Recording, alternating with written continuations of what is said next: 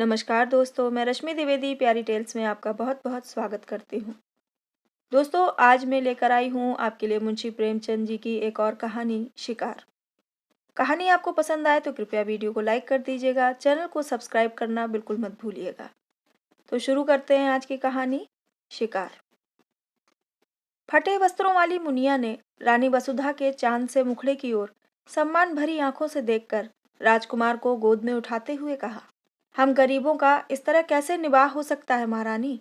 मेरी तो अपने आदमी से एक दिन न पटे, मैं उसे घर में बैठने न दूं। ऐसी ऐसी गालियां सुनाऊं कि छठी का दूध याद आ जाए। रानी वसुधा ने गंभीर विनोद के भाव से कहा, क्यों, वह कहेगा नहीं? तू मेरे बीच में बोलने वाली कौन है? मेरी जो इच्छा होगी वह करूंगा।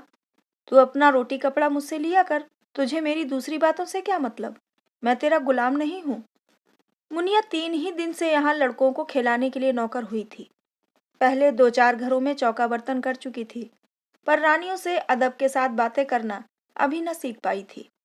उसका सूखा हुआ सांवला चेहरा उत्तेजित हो उठा। कर्कश स्वर में बोली, जिस दिन ऐसी बातें मुंह से निकालेगा, मूछें उखाड़ लूंगी सरकार। वह मेरा गुलाम नहीं है तो क्या मैं उसकी लौंडी हूँ? अगर वह मेरा गुलाम है तो मैं उसकी लौंडी हूँ। मैं आप नहीं खाती, उसे खिला देती हूँ, क्योंकि वह मर्द बच्चा है। पल्लेदारी में उसे बहुत कसाला करना पड़ता है। आप चाहे फटे पहनूं, पर उसे फटे पुराने नहीं पहनने देती। जब मैं उसके लिए इतना करती हूँ तो मजाल है कि वह मुझे आंख दिखाए। अपने घर को आदमी इसलिए तो छाता छोपता है कि उससे बरखा बूंदी में बचाव हो। अगर ये डर लगा रहे कि घर न जाने कब गिर पड़ेगा, तो ऐसे घर में कौन रहेगा? उससे तो ऊँख की छां ही कहीं अच्छी। कल न जाने कहाँ बैठा गाता बजाता रहा, 10 बजे रात को घर आया। मैं रात भर उससे बोली ही नहीं। लगा पैरों पड़ने, घिघियाने, तब मुझे दया आ गई। यही मुझ में एक बुराई है, मुझसे उसकी रोनी सूरत नहीं देखी जाती। इसी से वह कभी कभी बहक जाता है, पर अब मैं पक्की हो गई हूँ। फिर किसी दिन झगड़ा किया तो या वही रहेगा या मैं ही रहूंगी। क्यों किसी की धौंस सहूं सरकार? जो बैठ कर खाए वह धौंस सहे। यहाँ तो बराबर की कमाई करती हूँ। वसुधा ने उसी गंभीर भाव से फिर पूछा, अगर वह तुझे बिठाकर खिलाता तब उसकी धौंस सहती? मुनिया जैसे लड़ने पर उतारू हो गई। बोली, बैठाकर कोई क्या खिलाएगा सरकार? मर्द बाहर काम करता है तो हम भी घर में काम करती हैं, कि घर के काम में कुछ लगता ही नहीं। बाहर के काम से तो रात को छुट्टी मिल जाती है, घर के काम से तो रात को भी छुट्टी नहीं मिलती। पुरुष ये चाहे कि मुझे घर में बिठाकर आप सैर सपाटा करे तो मुझसे तो न सहा जाएगा। ये कहती हुई मुनिया राजकुमार को लिए हुए बाहर चली गई। वसुधा ने थकी हुई रुआंसी आंखों से खिड़की की ओर देखा। बाहर हरा भरा बाग था, जिसके रंग बिरंगे फूल यहाँ से साफ नजर आ रहे थे, और पीछे एक विशाल मंदिर आकाश में अपना सुनहला मस्तक उठाए सूर्य से आंखें मिला रहा था। स्त्रियां रंग बिरंगे वस्त्राभूषण पहने पूजन करने आ रही थीं। मंदिर की दाहिनी तरफ तालाब में कमल प्रभात के सुनहले आनंद से मुस्कुरा रहे थे, और कार्तिक की शीत रवि छवि जीवन ज्योति लुटाती फिरती थी। पर प्रकृति की यह सुरम्य शोभा वसुधा को कोई हर्ष न प्रदान कर सकी। उसे जान पड़ा प्रकृति उसकी दशा पर व्यंग से मुस्कुरा रही है। उसी सरोवर के तट पर केवट का एक टूटा फूटा झोपड़ा किसी अभागिनी वृद्धा की भांति रो रहा था। वसुधा की आंखें सजल हो गईं। पुष्प और उद्यान के मध्य में खड़ा वह सूना झोपड़ा उसके विलास और ऐश्वर्य से घिरे हुए मन का सजीव चित्र था। उसके जी में आया, जाकर झोपड़े के गले लिपट जाऊं और खूब रहूं। वसुधा को इस घर में आए 5 वर्ष हो गए। पहले उसने अपने भाग्य को सराहा था। माता पिता के छोटे से कच्चे आनंदहीन घर को छोड़कर वह एक विशाल भवन में आई थी, जहां संपत्ति उसके पैरों को चूमती हुई जान पड़ती थी। उस समय संपत्ति ही उसकी आंखों में सब कुछ थी। पति प्रेम गौण सी वस्तु थी, पर उसका लोभी मन संपत्ति पर संतुष्ट न रह सका। पति प्रेम के लिए हाथ फैलाने लगा। कुछ दिनों में उसे मालूम हुआ, मुझे परम रत्न भी मिल गया, पर थोड़े ही दिनों में वह भ्रम जाता रहा। कुंवर गजराज सिंह रूपवान थे, उदार थे, बलवान थे, शिक्षित थे, विनोद प्रिय थे, और प्रेम का अभिनय भी करना जानते थे। उनके जीवन में प्रेम से कंपित होने वाला तार न था। वसुधा का खिला हुआ यौवन और देवताओं को भी लुभाने वाला रूप रंग केवल विनोद का सामान था। घुड़दौड़ और शिकार, सट्टे और मकार जैसे सनसनी पैदा करने वाले मनोरंजन में प्रेम दबकर पीला और निर्जीव हो गया था। और प्रेम से वंचित होकर वसुधा की प्रेम तृष्णा अब अपने भाग्य को रोया करती थी। 2 पुत्र रत्न पाकर भी वह सुखी न थी। कुंवर साहब 1 महीने से ज्यादा हुआ शिकार खेलने गए और अभी तक लौटकर नहीं आए। और ये ऐसा पहला ही अवसर न था। हाँ, अब उनकी अवधि बढ़ गई थी। पहले वह 1 सप्ताह में लौट आते थे, फिर 2 सप्ताह का नंबर चला और अब कई बार से 1-1 महीने की खबर लेने लगे। साल में 3-3 महीने शिकार की भेंट हो जाते। शिकार से लौटते तो घुड़दौड़ का राग छिड़ता, कभी मेरठ, कभी पूना, कभी बम्बई, कभी कलकत्ता। घर पर ही रहते तो अधिकतर लंपट रईस जादों के साथ गप्पे उड़ाया करते। पति के ये रंग ढंग देखकर वसुधा मन ही मन कुढ़ती और घुलती जाती थी। कुछ दिनों से हल्का हल्का ज्वर भी रहने लगा था। वसुधा बड़ी देर तक बैठी उदास आंखों से ये दृश्य देखती रही। फिर टेलीफोन पर आकर उसने रियासत के मैनेजर से पूछा, कुंवर साहब का कोई पत्र आया? फोन ने जवाब दिया, जी हाँ, अभी खत आया है। कुंवर साहब ने एक बहुत बड़े शेर को मारा है। वसुधा ने जलकर कहा, मैं ये नहीं पूछती आने को कब लिखा है। आने के बारे में तो कुछ नहीं लिखा। यहाँ से उनका पड़ाव कितनी दूर है? यहाँ से 200 मील से कम ना होगा। पीलीभीत के जंगलों में शिकार हो रहा है। मेरे लिए 2 मोटरों का इंतजाम कर दीजिए, मैं आज वहां जाना चाहती हूँ। फोन ने कई मिनट बाद जवाब दिया, 1 मोटर तो वह साथ ले गए हैं। 1 हाकिम जिला के बंगले पर भेज दी गई, तीसरी बैंक के मैनेजर की सवारी में, चौथी की मरम्मत हो रही है। वसुधा का चेहरा क्रोध से तमतमा उठा। बोली, किसके हुक्म से बैंक के मैनेजर और हाकिम जिला को मोटरें भेजी गईं? आप दोनों मंगवा लीजिए, मैं आज जरूर जाऊंगी। उन दोनों साहबों के पास हमेशा मोटरें भेजी जाती रही हैं, इसीलिए मैंने भेज दी। अब आप हुक्म दे रही हैं तो मंगवा लूंगा। वसुधा ने फोन से आकर सफर का सामान ठीक करना शुरू किया। उसने उसी आवेश में आकर अपना भाग्य निर्णय करने का निश्चय कर लिया था। परित्यक्ता की भांति पड़ी रहकर जीवन को समाप्त न करना चाहती थी। वह जाकर कुंवर साहब से कहेगी, अगर आप समझते हैं कि मैं आपकी संपत्ति की लौंडी बनकर रहूंगी तो ये मुझसे ना होगा। आपकी संपत्ति आपको मुबारक हो। मेरा अधिकार आपकी संपत्ति पर नहीं, आपके ऊपर है। अगर आप मुझसे जौ भर हटना चाहते हैं तो मैं आपसे हाथ भर हट जाऊंगी। इस तरह की और कितनी ही विराग भरी बातें उसके मन में बगुलों की भांति उठ रही थी। डॉक्टर साहब ने द्वार पर आकर पुकारा, मैं अंदर आऊं? वसुधा ने नम्रता से कहा, आज क्षमा कीजिए, मैं जरा पीलीभीत जा रही हूँ।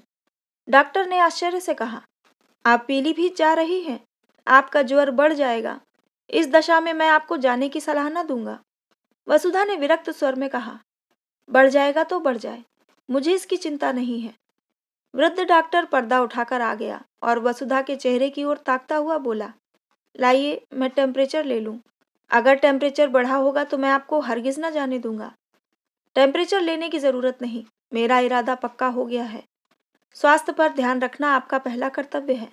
वसुधा ने मुस्कुराकर कहा, आप निश्चिंत रहिए, मैं इतनी जल्दी मरी नहीं जा रही हूँ। फिर अगर किसी बीमारी की दवा मौत ही हो तो आप क्या करेंगे?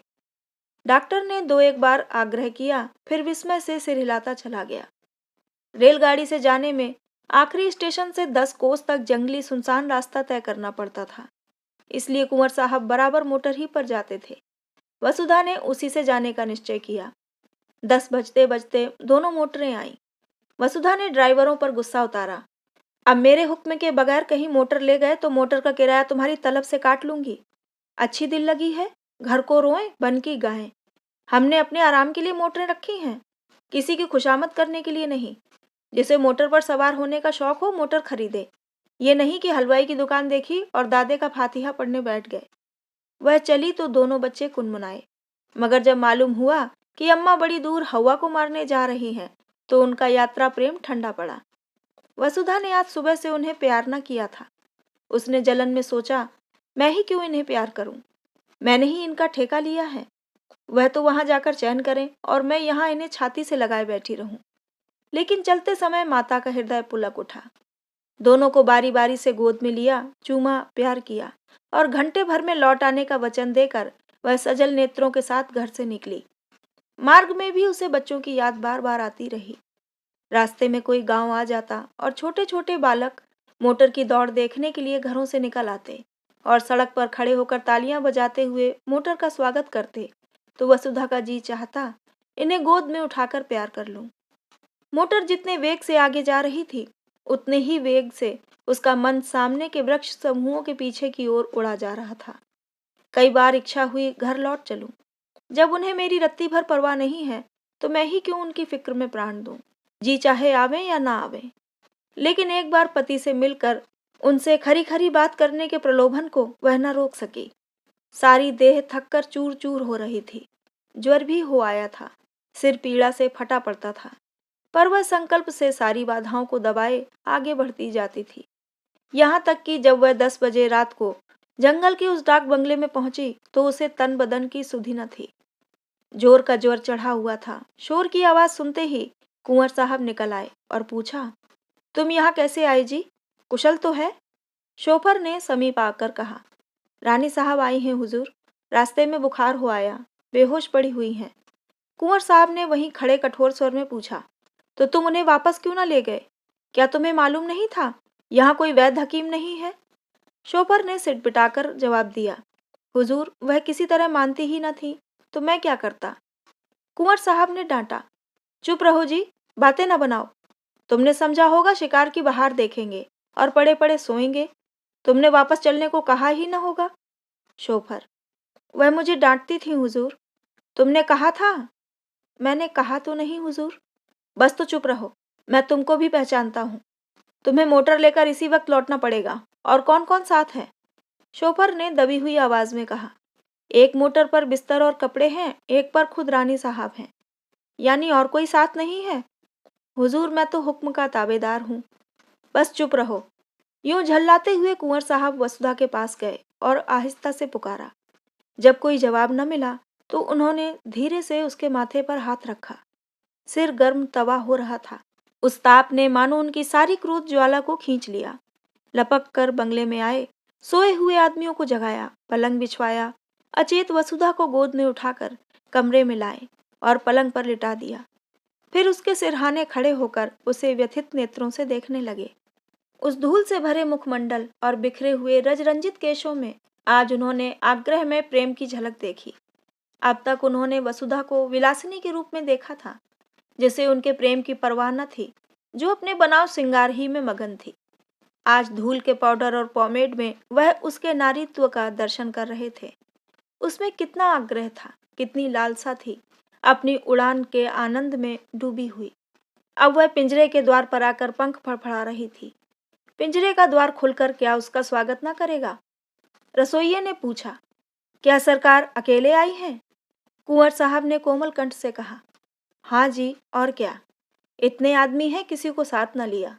आराम से रेलगाड़ी से आ सकती थी। यहाँ से मोटर भेज दी जाती। मन ही तो है।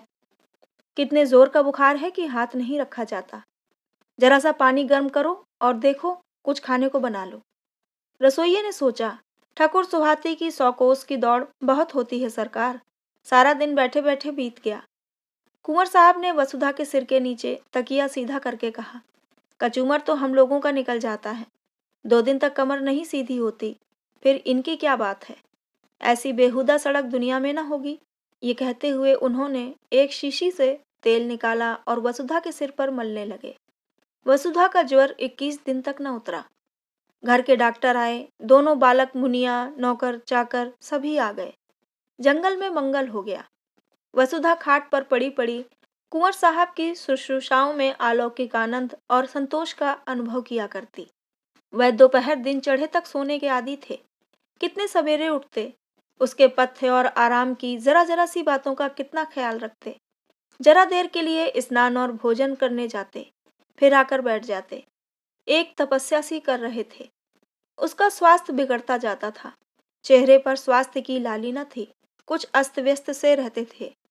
एक दिन वसुधा ने कहा, तुम आजकल शिकार खेलने क्यों नहीं जाते?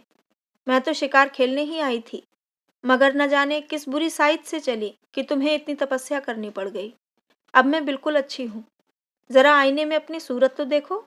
कुंवर साहब को इतने दिनों शिकार का कभी ध्यान ही ना आया था। इसकी चर्चा ही ना होती थी। शिकारियों का आना जाना, मिलना जुलना बंद था। एक बार साथ के एक शिकारी ने किसी शेर का जिक्र किया था। कुंवर साहब ने उसकी ओर कुछ ऐसी कड़वी आंखों से देखा कि वह सूख सा गया। वसुधा के पास बैठने, उससे कुछ बातें करके उसका मन बहलाने, दवा और पथ्य बनाने में ही उन्हें आनंद मिलता था। उनका भोग विलास जीवन के इस कठोर व्रत में जैसे बुझ गया। वसुधा की एक हथेली पर अंगुलियों से रेखा खींचने में मग्न थे। शिकार की बात किसी और के मुंह से सुनी होती तो फिर उसी आग्नेय नेत्रों से देखते। वसुधा के मुंह से ये चर्चा सुनकर उन्हें दुख हुआ। वह उन्हें इतना शिकार का आसक्त समझती है। अमर्ष भरे स्वर में बोले, हाँ, शिकार खेलने का इससे अच्छा और कौन अवसर मिलेगा। वसुधा ने आग्रह किया, मैं तो अब अच्छी हूँ। सच देखो, आईने की ओर दिखाकर। मेरे चेहरे पर वह पीलापन नहीं रहा। तुम अलबत्ता बीमार से हो जाते हो। जरा मन बहल जाएगा। बीमार के पास बैठने से आदमी सचमुच बीमार हो जाता है। वसुधा ने साधारण सी बात कही थी, पर कुंवर साहब के हृदय पर वह चिंगारी के समान लगी। इधर वह अपने शिकार के खप्त पर कई बार पछता चुके थे। अगर वह शिकार के पीछे यूं न पड़ते तो वसुधा यहाँ क्यों आती और क्यों बीमार पड़ती। उन्हें मन ही मन इसका बड़ा दुख था। इस वक्त कुछ न बोले, शायद कुछ बोला ही न गया। फिर वसुधा की हथेली पर रेखाएं बनाने लगे। वसुधा ने उसी सरल भाव से कहा, आपकी तुमने क्या क्या तोहफे जमा किए, जरा मंगाओ देखूं। उनमें से जो सबसे अच्छा होगा उसे मैं ले लूंगी। अब की मैं भी तुम्हारे साथ शिकार खेलने चलूंगी। बोलो, मुझे ले चलोगे ना? मैं मानूंगी नहीं।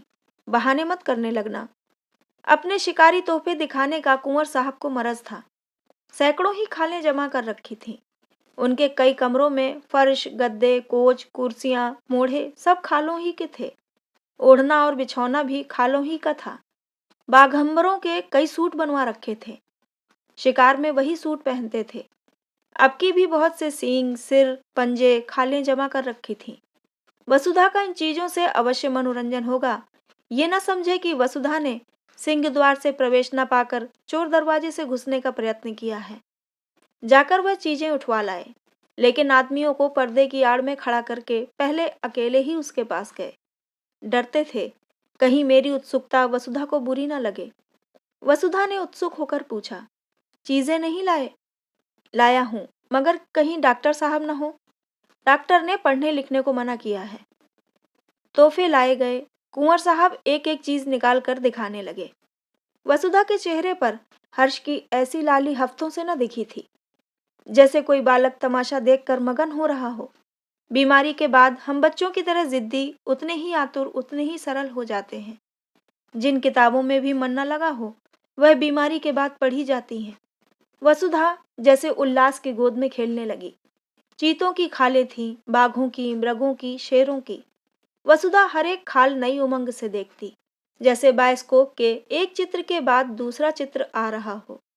कुंवर साहब एक एक तोहफे का इतिहास सुनाने लगे। वह जानवर कैसे मारा गया, उसके मारने में क्या क्या बाधाएं पड़ी, क्या क्या उपाय करने पड़े, पहले कहाँ गोली लगी आदि। वसुधा हर एक की कथा आंखें फाड़ फाड़ कर सुन रही थी। इतना सजीव, स्फूर्तिमय आनंद उसे आज तक किसी कविता, संगीत या आमोद में भी न मिला था। सबसे सुंदर एक सिंह की खाल थी। वही उसने छांटी। कुंवर साहब की यह सबसे बहुमूल्य वस्तु थी। उसे अपने कमरे में लटकाने को रखे हुए थे। बोले, तुम बाघंबरों में से कोई ले लो। ये तो कोई अच्छी चीज नहीं। वसुधा ने खाल को अपनी ओर खींचकर कहा, रहने दीजिए अपनी सलाह, मैं खराब ही लूंगी। कुंवर साहब ने जैसे अपनी आंखों से आंसू पोंछकर कहा, तुम वही ले लो। मैं तो तुम्हारे ख्याल से कह रहा था। मैं फिर वैसा ही मार लूंगा। तो तुम मुझे चकमा क्यों देते थे? चकमा कौन देता था? अच्छा, खाओ मेरे सिर की कसम कि ये सबसे सुंदर खाल नहीं है। कुंवर साहब ने हार की हंसी हंसकर कहा, कसम क्यों खाएं इस खाल के लिए? कसम क्यों खाएं इस एक खाल के लिए? ऐसी ऐसी 1,00,000 खालें हों तो तुम्हारे ऊपर न्यौछावर कर दूं। जब शिकारी सब खालें लेकर चला गया तो कुंवर साहब ने कहा, मैं इस खाल पर काले ऊन से अपना समर्पण लिखूंगा। वसुधा ने थकान से पलंग पर लेटते हुए कहा, अब मैं भी शिकार खेलने चलूंगी। फिर वह सोचने लगी, वह भी कोई शेर मारेगी और उसकी खाल पतिदेव को भेंट करेगी। उस पर लाल ऊन से लिखा जाएगा, प्रियतम। जिस ज्योति के मंद पड़ जाने से हर एक व्यापार, हर एक व्यंजन पर अंधकार छा गया था, वह ज्योति अब प्रदीप्त होने लगी थी। शिकारों का वृत्तांत सुनने की वसुधा को चाट सी पड़ गई थी। कुंवर साहब को कई कई बार अपने अनुभव सुनाने पड़ते। उसका सुनने से जी ही न भरता था। अब तक कुंवर साहब का संसार अलग था, जिसके दुख सुख, हानि लाभ, आशा निराशा से वसुधा को कोई सरोकार न था। वसुधा को इस संसार के व्यापार से कोई रुचि न थी, बल्कि अरुचि थी। कुंवर साहब इस पृथक संसार की बातें उससे छिपाते थे, पर अब वसुधा उनके इस संसार में एक उज्जवल प्रकाश, एक वरदानों वाली देवी के समान अवतरित हो गई थी। एक दिन वसुधा ने आग्रह किया, मुझे बंदूक चलाना सिखा दो। डॉक्टर साहब की अनुमति मिलने में विलंब न हुआ। वसुधा स्वस्थ हो गई थी। कुंवर साहब ने शुभ मुहूर्त में उसे दीक्षा दी। उस दिन से जब देखो वृक्षों की छांव में खड़ी निशाने का अभ्यास कर रही है और कुंवर साहब खड़े उसकी परीक्षा ले रहे हैं। जिस दिन उसने पहली चिड़िया मारी, कुंवर साहब हर्ष से उछल पड़े। नौकरों को इनाम दिए, ब्राह्मणों को दान दिया गया। इस आनंद की शुभ स्मृति में उस पक्षी की मम्मी बनाकर रखी गई। वसुधा के जीवन में अब एक नया उत्साह, एक नया उल्लास, एक नई आशा थी। पहले की भांति उसका वंचित हृदय अशुभ कल्पनाओं से त्रस्त न था। अब उसमें विश्वास था, बल था, अनुराग था। कई दिनों के बाद वसुधा की साध पूरी हुई। कुंवर साहब उसे साथ लेकर शिकार खेलने पर राजी हुए और शिकार था शेर का। और शेर भी वह जिसने इधर एक महीने से आसपास के गांव में तहलका मचा दिया था।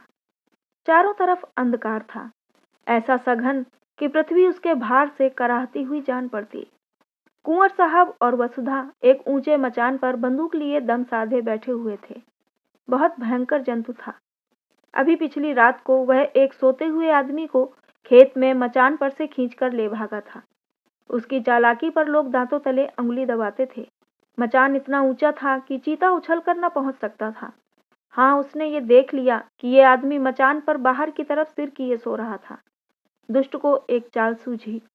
वह पास के गांव में गया और वहां से एक लंबा बांस उठा लाया। बांस के एक सिरे को उसने दांतों से कुचला और जब उसकी कुची सी बन गई तो उसे न जाने अगले पंजों या दांतों से उठाकर सोने वाले आदमी के बालों में फिराने लगा। वह जानता था बाल बांस के रेशों में फंस जाएंगे। एक झटके में वह अभागा आदमी नीचे आ गिरा।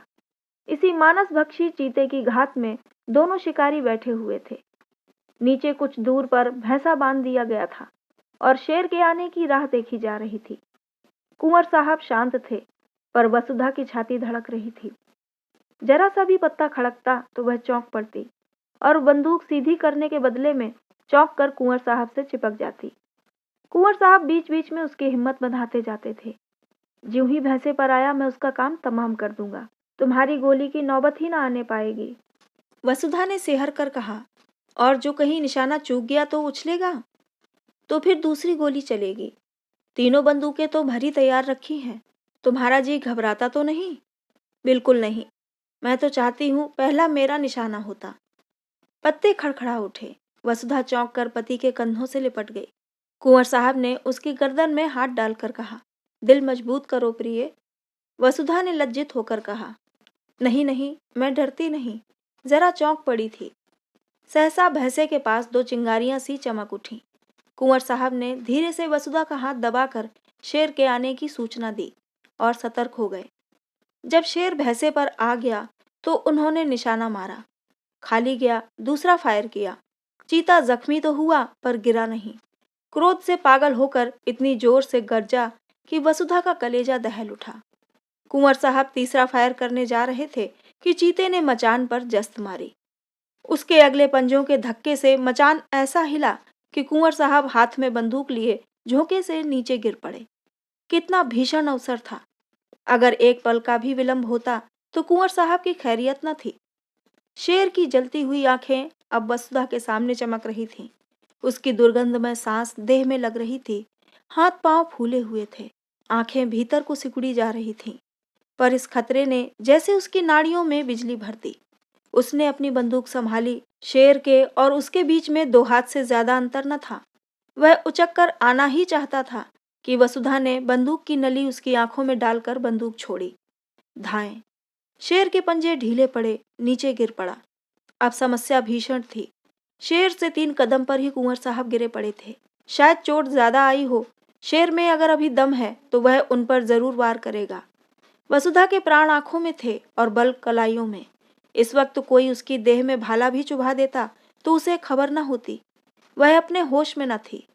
उसकी मूर्छा ही चेतना का काम कर रही थी। उसने बिजली की बत्ती जलाई, देखा शेर उठने की चेष्टा कर रहा है। दूसरी गोली सिर पर मारी और उसके साथ ही रिवॉल्वर लिए नीचे कूदी। शेर जोर से गुर्राया। वसुधा ने उसके मुंह के सामने रिवॉल्वर खाली कर दिया। कुंवर साहब संभल कर खड़े हो गए, दौड़कर उसे छाती से चिपटा लिया। अरे ये क्या? वसुधा बेहोश थी। भय उसके प्राणों को मुट्ठी में लिए उसकी आत्मरक्षा कर रहा था। भय के शांत होते ही मूर्छा आ गई। 3 घंटों के बाद वसुधा की मूर्छा टूटी। उसकी चेतना अब भी उन्हीं भयप्रद परिस्थितियों में विचर रही थी। उसने धीरे से डरते डरते आंखें खोली। कुंवर साहब ने पूछा, कैसा जी है प्रिय? वसुधा ने उनकी रक्षा के लिए दोनों हाथों का घेरा बनाते हुए कहा, वहां से हट जाओ, ऐसा ना हो झपट पड़े। कुंवर साहब ने हंसकर कहा, शेर कब का ठंडा हो गया, वह बरामदे में पड़ा है। ऐसे डील डॉल का और इतना भयंकर सिंह मैंने नहीं देखा। वसुधा, तुम्हें चोट तो नहीं आई? कुंवर, बिल्कुल नहीं। तुम कूद क्यों पड़ी? पैरों में बड़ी चोट आई होगी। तुम जीती कैसे बची, ये आश्चर्य है। मैं तो इतनी ऊंचाई से कभी ना कूद सकता। वसुधा ने चकित होकर कहा, मैं कहाँ कूदी? शेर मचान पर आया इतना याद है, उसके बाद क्या हुआ मुझे कुछ याद नहीं। कुंवर को भी विस्मय हुआ। वाह, तुमने उस पर 2 गोलियां चलाई। जब वह नीचे गिरा तो तुम भी कूद पड़ी और उसके मुंह में रिवॉल्वर की नली ठूंस दी। बस वही ठंडा हो गया। बड़ा बेहया जानवर था। अगर तुम चूक जाती तो वह नीचे आते ही मुझ पर जरूर चोट करता। मेरे पास तो छुरी भी न थी। बंदूक हाथ से छूटकर दूसरी तरफ गिर गई थी। अंधेरे में कुछ सुझाई न देता था। तुम्हारे ही प्रभाव से इस वक्त मैं यहाँ खड़ा हूँ। तुमने मुझे प्राणदान दिया। दूसरे दिन प्रातःकाल यहाँ से कूच हुआ। जो घर वसुधा को फाड़े खाता था, उसमें आज जाकर ऐसा आनंद आया जैसे किसी बिछुड़े मित्र से मिली हो। हर एक वस्तु उसका स्वागत करती हुई मालूम होती थी।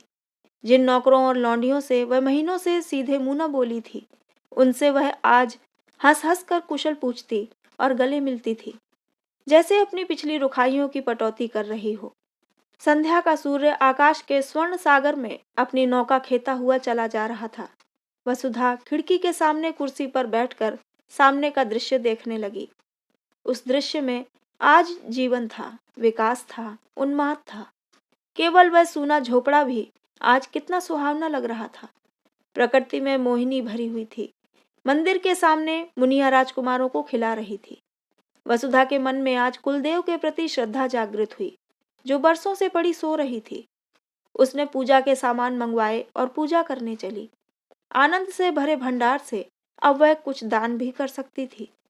जलते हुए हृदय से ज्वाला के सिवा और क्या निकलता। उसी वक्त कुंवर साहब आकर बोले, अच्छा पूजा करने जा रही हो? मैं भी वहीं जा रहा था। मैंने एक मनौती मान रखी है।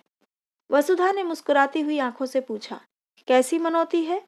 कुंवर साहब ने हंसकर कहा, ये ना बताऊंगा। तो दोस्तों, ये थी कहानी शिकार। आपको कैसी लगी हमें कमेंट में ज़रूर बताइएगा। चैनल को सब्सक्राइब करना बिल्कुल मत भूलिएगा। तो मिलते हैं अगली कहानी में। कहानी को पूरा सुनने के लिए बहुत बहुत धन्यवाद।